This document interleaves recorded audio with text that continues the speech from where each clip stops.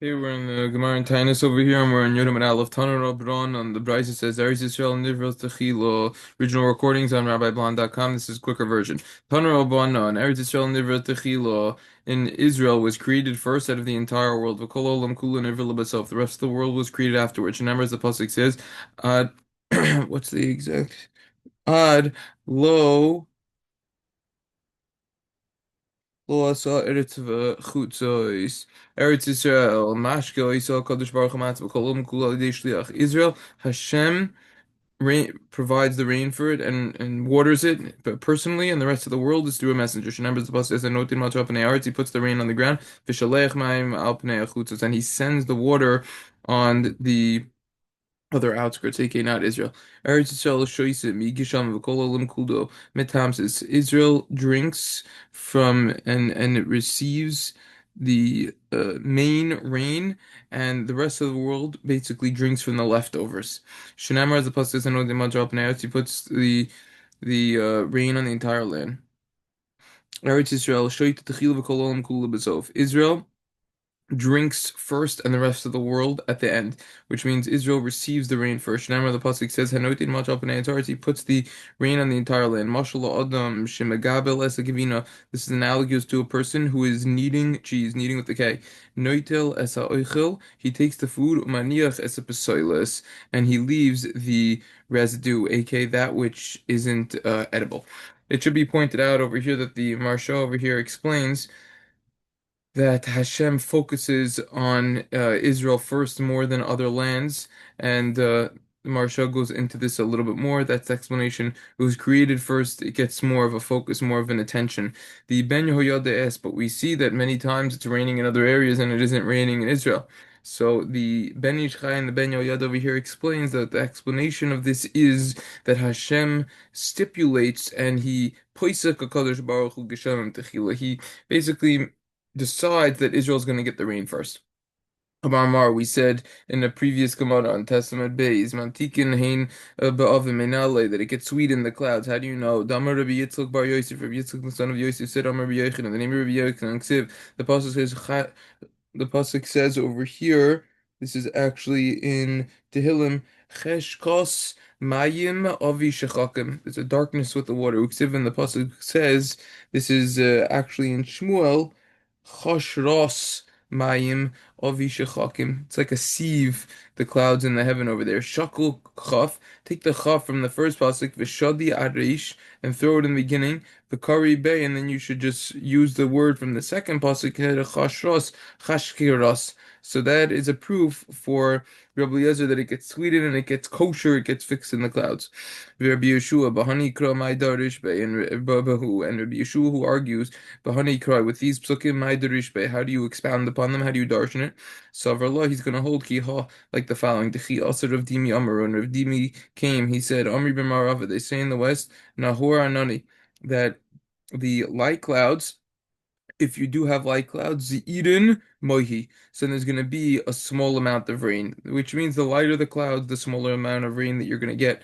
However, Choshoch Anani, if you have dark clouds, meaning they're heavier clouds, you can tell what's going on over there. Sogin Mohi, so then you're going to get a lot of rain. Ki Hazla. Who is this going like? Haditanya, that which it says in the Brisa. Maimel Yoinim, B'maimer, Haim Teluyan. Who is this going like the Brisa that says that the upper waters are going with the statement of Hashem, and they are suspended in the air. Who is like going like Upeiru Sehen, and their fruit Mi Gishamim is from the rain, which means they're like sweat over here of the upper waters. So who's the Shneimar, as the pasuk says, Mi Prima Sechet Shveretz Kaman, who's like going like Rabbi Yeshua, that's going like Rabbi Yeshua himself. Rabbi Eliezer or Hahu B'Maise Yadav Shel Kadosh Baruch Hu Dechsev, and Rabbi Eliezer says that's referring to the actions of Hashem. Amar Rabbi Yeshua ben Levi, Kol Olam Kulu, Metamses Gan Eden Hu Shoise. Rabbi Yeshua ben Levi says that the entire world, it it gets from the remnants of the rain of what's in Gan Eden, Hu Shoise. That's what it drinks from. Shnamar, as the pasuk says, V'nar Yotzim Eden Tana Metamses base core Shoise Tarkov. So it's from the remnants of base quartz, referring to a measurement, and drinks, which is another measurement, Terkov, which is a half of a seah. Tana Rabbana, we have a brayso, Eretz Mitzrayim, Havi Dalan Meos Parsa, Doros Meos Parsa. Israel is 400 parsaos by 400 parsaos. Excuse me, the land of Egypt, Eretz Mitzrayim, is 400 parsaos by 400 parsaos, which is a tremendous amount. One parsa consists of 4 mil. Each mil is approximately a mile, so we're talking about a tremendous amount of distance between from one edge to another. Vu echas meshishim b'kush, and that's only 1/60th of kush. Whole discussion to take this literally, not many explanations. V'kush echad meshishim b'olam, and kush is 1/60th of the world. V'olam echad meshishim gan Eden, the world is 1/60th of Gan Eden. Gan Eden mechushish Eden, and Gan Eden, oh sorry, is the world is 1/60th of Gan, and Gan is 1/60th of Eden. Ve'Eden achuz misamcha Gehenim, and Eden is 1/60th of Gehenim. Nimsa kol olam kulu kisa geder lehenim. Consequently, it comes out that the entire world is like a cover to a pot for Gehenim. V'yesharim Gehenim in Lashir. Some Gehenim doesn't have an amount. V'yesharim Eden in Lashir. Some say Eden doesn't have an amount. Amar Rabbi Yoshaya, my dichtiv Rabbi Yoshaya says, what does the pasuk mean when it says? What's the pronunciation of this pasuk? It's a pasuk in Yirmiyah. Shochanas al mayim. It rests on the water. Rabbim a lot. Then the pasuk says that Rabois oitros. There's many otros is a place, a storage is mi gadam lebavel shi oitros seha maleos bar. Who caused that the storages, the storehouses in Bavel in Babylon are filled with wheat? Of Yomer, that is because because it rests on a lot of water. Amar Rav comes along and says Atiri Bavel dechatzta beloy mitra. The wealthy people of Bavel, they are able to reap the wheat even without any rain. That's the Chiddush, which means the inside over here, as Rashi explains, is that they don't even need the rain. Amar Abai naktinan tovine velo yuvshane. This is a little cryptic. Abai says we conclude the mist and not the dry. What does this mean? Rashi explains over here that this is referring to the people in Bavel without the rain. So it's talking about it's deep and there's swamps and it doesn't get dried. If you look at there's a Hagos V'Siyunim in Oz Gimel over here, they explain that it's better that there should be a lot of rain then, meaning like too much rain, than it being completely dry. That's what this is saying. Next Mishnah. Begimel Mar Cheshvan, and Sholin Esagishamim on the third of Mar Cheshvan. This is when you ask for the rain. This is when they would ask for it, aka Saint Talamat Levracha. Rabbi Gamliel Aimer Beshiva Bo. According to Rabbi Gamliel, it was actually on the seventh. Tetzvav Yom Aser Achag, which was 15 days after Sukkot. Kadesh Yagia Achrun Shabbat Yisrael and Arpas, in order that they could reach the last person who went to the Beis Hamikdash in Israel to the river of Pras. This is what it's saying over here. The Gemara says, Amar Rabbi Elazar, halacha ke Rabbi Gamliel. So Rabbi Elazar says the halacha is like Rabbi Gamliel in Israel. Tanya Chananya Amar Bagola Ad Shishim B'Zitukufa. Chananya says that in the exile, it's until 60 times after 60 days after the Tekufa. It's a whole discussion in and of itself what this is. Maybe it's referring to Tishrei. I definitely reference you. We discussed this when we learned Siman Kuf Yud Zayin in Orach Chaim. It's going to be under the Mishnah Berurah section on RabbiBan.com on the Halacha section. We discussed this exactly. This is actually something very unique, which we alluded to several dafim ago as to why specifically this halacha of Saint Talumata Lavracha has to do, this was on Dav Dalid, we discussed this, why it has to do with the secular calendar. It's really the only mitzvah that has to do with the secular calendar. What's that about? It's a little interesting over there. Amar Rav Huna, Bar Chia Amar Shmuel halacha kechananya. So Rav Huna, the son of Chia, said in the name of Shmuel, the halacha is like Chananya. Any is that so v'haba in the name of Shmuel, but they already asked from Shmuel. Me'emasai medkarin v'Saint Talmud Levracha. When do we mention Saint Talmud Levracha? Amar Lu, he said, Mechi ma'aili sivi, when you bring in the wood, lebei tavus, which to the house of Tavus. That's the name of a person over there. So when you would bring it in, Rishba, the bird hunters, Dilma Aidi Vaidi. Oh, so it's a question. So it's a question over here, right? So this is a different time than what we said before when you do it. So the Gemara answers no. Dilma Aidi Vaidi Chachiruhu. Maybe they're actually the same amount, and that would be an easy answer to this question over here.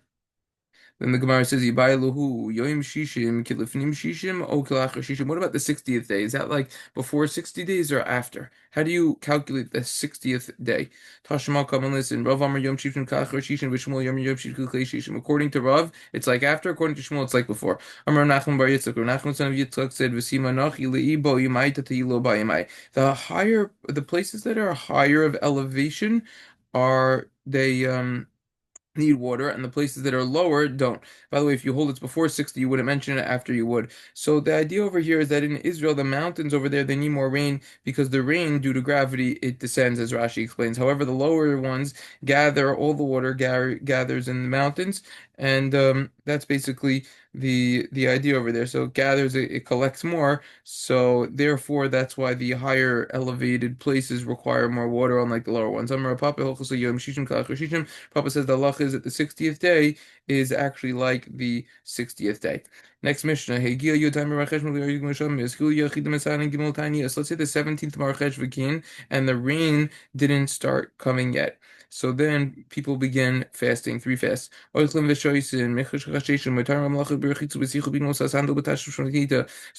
they were eating and drinking from dark, and they're permitted to work, to bathe, to anoint, to put on leather shoes, and to have relations. Higia Rosh Chodesh Kislev Yoder Misham and Bezer goes and Shalosh Ten Yosel Shibor Oichlin Vishoisin Mishecha Shechu Matar Malachi Rechitzu Besichu Binos Asan B'Tashim Shonitia. Once Rosh Chodesh Kislev comes and no rain came, Beis Din could decree three fasts on the congregation. They eat, they drink from when it's dark, and it's permissible for them to work and bathe and anoint themselves, put on sandal shoes, and have relations. Man Yechidim, what does this mean, these individuals? Who are these individuals referring to? Amarav Rabbanan, it's referring to the rabbis. Amarav Huna, Yechidim Esanim Mishlosh Tani Yosheni V'Chamishi V'Sheni. So Rav Huna comes along and says that these Yechidim, these individuals, they fast three fasts, Monday, Thursday, and then Monday. My kasha on what is this coming to teach us? We already know it's explicitly brought later on Daf Tezvav. In goes in my kamash b'lantanina. In goes in Taanis al tzibur b'techila b'chamisha shalol havkia es. We don't decree a fast on the congregation in the beginning on Thursday so that you don't hike up the prices in the market over here. So this is explained over here that if they would begin to fast on Thursday, guess what? So now people are going to buy right after the fast, they're going to buy a lot of food. Number one, for the fast because it's over and they're going to need food. And number two, they're going to start buying food for Shabbos. So the people who are selling the food are going to be like, "What? There's a famine over here?" They're going to hike up the prices because they're going to be a higher demand, and therefore it's going to be an issue. So that's what we're saying over here. So now we have a question. We already know this over here that we start the fast on Monday, not on Thursday. So why do you need to repeat it? Ella shalosh taniyos harishoin hasheni v'chamisha v'shenu mahu detema hani militzi rav yichidim lo kamashlan. Rather, these three fasts that begin on Monday, then you go Thursday, then Monday. What would you have thought? That's only talking about in a congregation, but with an individual, it wouldn't happen. That's why it's coming teaches that even with individual, which means even if you have an individual who is doing it and you don't come on to this reason this reason doesn't apply over here of that they're going to jack the prices up, still this would apply, and you should start on Monday. Tanya Mehach would advise to support this as well. When the individuals, when they begin fasting, so it starts on Monday, and then you go Thursday, then Monday, and you stop on Rosh Chodesh, which means, as Rashi explains, let's say Rosh Chodesh falls out on Monday, Thursday, whatever, after you already began, so you just stop with the fast over there. Ubiyamim Tovim Haksuvim Megillas Taanis, and similarly on a Yontif which is written in Megillas Taanis, you got to stop those. Tanura Banan, we have a price Al Yomer Adam Talmud Ani Eini Royuli Ois Yachid Ella Kol Talmudi Chachamim Yechidim, that a person shouldn't come along and say, "I'm just a mere student over here and I'm not fitting to be a Yachid, a scholar, a Talmud Chacham." Rather, all Talmidei Chachamim are considered Yechidim. Which means Rashi says, don't say to yourself, you're not important like this Yachid, like we were saying before, and you're not fitting to fast with those individuals. No, everyone could make himself like the Yechidim in regards to this. Ezehu Yachid, who is considered a Yachid, Ve'ezehu Talmud, and who is considered a Talmud? Gemara answers, Yachid, Kol Shavar Lemanoisa, Parnes Al Tzibur Talmud, Kol Shosholim Neso Davar Halacha B'Limud Devarim Or V'Afilu B'Sechta Dekala. or kala, different girses. And a yachid is considered anyone who's fitting to be a leader on the congregation. A talmid is anyone who you ask a matter of halacha in his learning, and he can answer even in Maseches Kala. Maseches Kala's simple explanation in this Gemara is it's one of the Maseches Ketanos which aren't known so well known. They're not in the Daf Yomi cycle, and these are smaller Masechtas. There are a lot of Maseches Ketanos, Derech Eretz Zuta, Rabbah. I mean, there's tremendous Maseches Tefillin, Maseches Tzitzis, Kala. I have a lot of them. So, in short, even he knows those Maseches Ketanos, which are lesser known areas of the Torah, especially nowadays, but even in the time of the Gemara, so that is considered a Talmud. Tana Rabbana, we have a brisa, lo kol haroisa lasus asma yachid oisa. Not anyone who just wants to make himself this individual could make himself an individual. The Talmud oisa, and also with the Talmud over here as well, different texts. Some Erevav Divrei Meir. According to Rabbi Meir, Rabbi Yossi Omer Oisav is a chur l'tov. Rabbi Yossi says you could, and you'll be remembered for good. Lefisha in sheva chulo elasar hulo, because it's not a praise to you, rather it's a pain. Which means over here, the way that Rashi explains it, over here, is that look, you're talking about fasting. It's not pleasurable. You're not doing it for hoardiness reasons. It's painful, and you're still doing it, so it's fine. So then the Gemara over here says. Interesting Tosos is first Tosos going into who goes to who. Okay. So then the Gemara says Tani Dikhev another Brisa local aroitza lasos atzma yachid oisa talmud oisa divrei Rabbi Shimon ben Eliezer. So not anyone who wants to make himself an individual yachid could do that, but a talmud he could make himself. That's according to Rabbi Shimon ben Eliezer. Rabbi Shimon ben Gamliel Omer b'mei devar mamurim. According to Rabbi Shimon ben Gamliel, with what are we talking about over here? B'davar shel shevach. We're talking about something that is praise. Like we said before about davar shel sar oisav v'zarchul letov shein shevach hulo elasar hulo. So that's talking about something with praise, but something that is pain you could do to yourself, and you'll be remembered for good, because that is not praise, rather that's a pain. Tana Rabbana, we have a price. Mishayim misana al hatsada va'avra v'avra al hachoila v'nesrapa harizem misanu mashlam. Someone who is fasting for a hardship, and it passed, the difficulty, the trouble passed, for the sick person over there, and he or on a sick person, and he was healed. So now you could fast, and then you could make it up until the completion. Let's say someone goes from a place where you don't fast to a place where you do fast, so you could fast already with them. And if you're going from a place where they're fasting to a place where they're not fasting, you could also fast with them. Which means, according to Rashi over here, that you're given the stringency of the place where you left. That's why if you went from a place where you would fast to a place where they don't fast, that's why you would keep with that.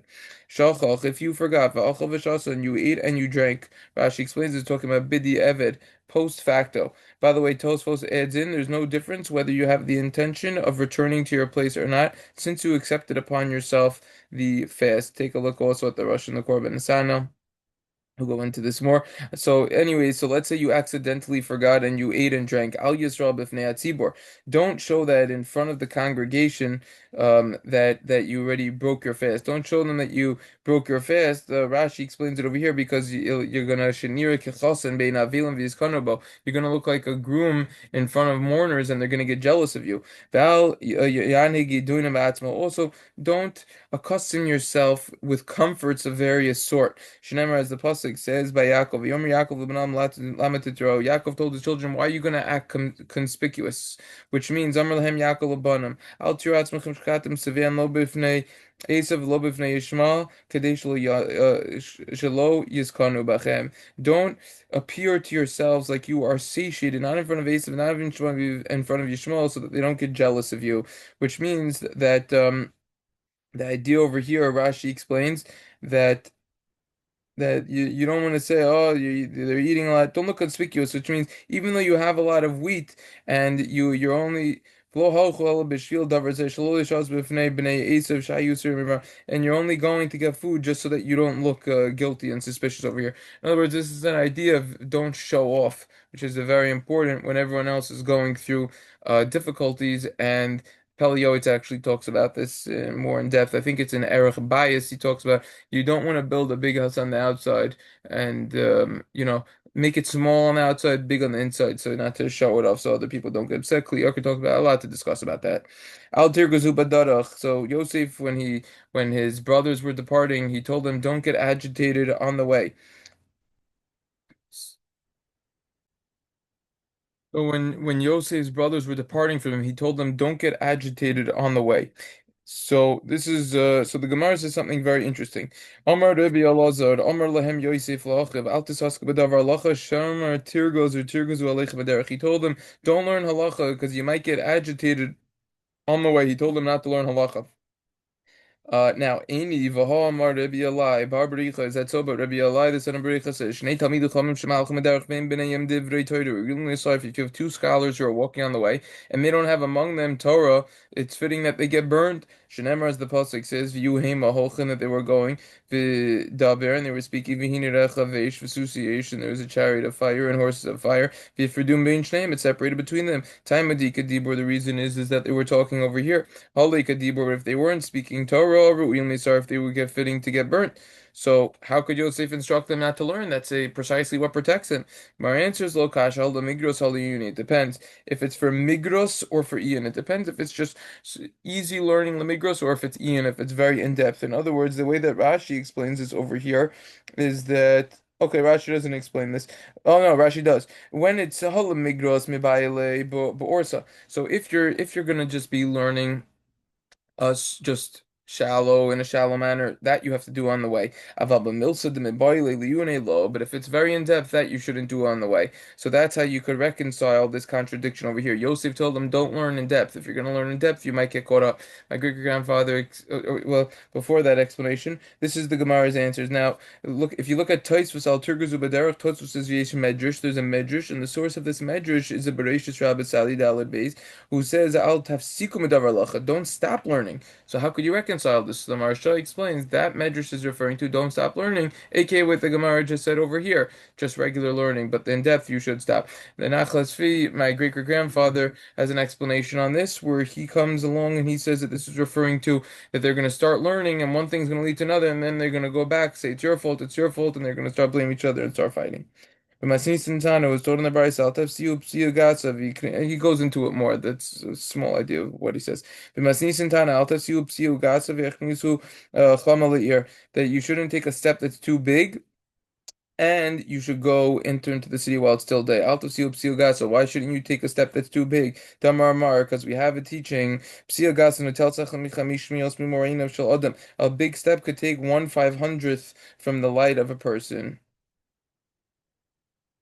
of the vision. You should go in early to say like Rav Yehuda said in the name of Rav Damar Rav Yehuda Rav you should always leave when it's still day and enter when it's still day. Shemar the pasuk says and someone who's going on the way, he should not eat more than he eats during years of famine, which means once you're a traveler, so just like in a year of famine, you wouldn't be eating as much than if you were eating in a regular year, so too when you're traveling, don't eat too much. My time, what's the reasoning? A few reasons. Number one, Hacha Targima, over here they translated Mishuma, and it's bad for your intestines. Marava Amri in the West, they said Mishuma Zone, because of a person's food, he's not going to have as much food. He's going to run out of food. He's going to eat too much. My benai, what's the difference between them? Yeah, Tosfos says Mishum Aine perish Mishum Shebnei Mayim Abakash Lahu. Bad for your intestines. So what's the difference between these reasonings? The Yotiv Be'arav, if you're sitting on a boat, a yacht, whatever it is, you're on a cruise. So if you're going on a cruise, Rashi explains Shaholach B'Sfina Mishum Ezayne Ika. So you could still run out of food. If it's your own boat and you could run out of food, you have to be careful about that. However, Mishum Naini Leika, but the intestine reason doesn't apply. Then the Gemara offers an additional explanation and answer. Inami, an additional answer to Ka'azil me'unya lu'unya. If you're going from one village to another, Rashi explains Makom Malon. So this is a place you're lodging in a certain place over there. You're going from one village to another. Demashkichi mezoini. Hotels, they got a lot of food over there. You'll be taken care of. However, so v'leika shlemazona, you don't need to worry about the food. However, when it comes to the intestines, you still need to worry about that because you're always traveling. Rav Papa, Kol Parsa, Achil Chadarifto, Kasavim Yishu Ma'ane. Rav Papa, at every single parcel that he took only every 4 miles. He would eat a piece of bread because he held that the reason was intestines. Now Rashi over here explains that Kisover Rapapa Hadam Rabbanan Lo Lichul Tvei. The Rapapa held that which the rabbi said that you shouldn't eat too much. That's Mishum Aine. That's because of the intestine reason. V'ihu Loi Mistapi Maine. He wasn't worried about the intestine issue. Why? The Baal Betin Havi, because he had a stomach. Rav Papa was large. He had a stomach. Some of the text as Baal Basar. He was heavy. Havi Inyan. So therefore, Inyan Acher Kris Rachava. His stomach was wide. Skipping a little in Rashi, Lefikach Yachal Lechal Harbe Vino Maziklo, and therefore Rav Papa was in fact able to eat a lot, and it wouldn't damage him. Interestingly enough, that's the idea over here.